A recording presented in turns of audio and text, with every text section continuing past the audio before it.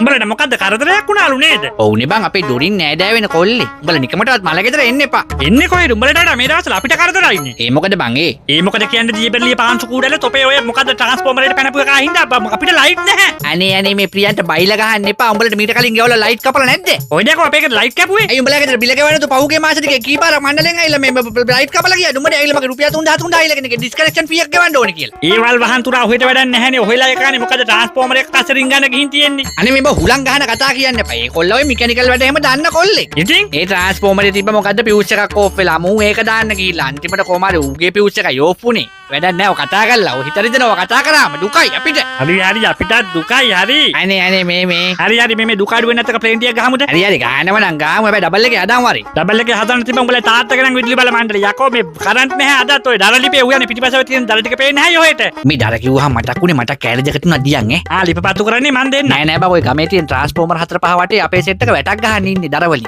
ආරක්ෂාවට හොඳයිනේ මචං. ආරක්ෂාව අනේ මේ ලොන්තපු සොරිකට ඇටි කුකුලෝ. උඹට කියන තැනකට වඳින්න අනිත් ට්‍රාන්ස්ෆෝමර් ටිකට කෙලින්නේ නැතුව මෙන්න මේ පැත්ත කරලා හිටපන්. වැට ගහන්නේ කෙසේ වෙතත් ගලවන්න ඕනේ උඹලගේ. වීඩියෝ එක හොඳට ෂෙයා කරන්න කමෙන්ට් කරන්න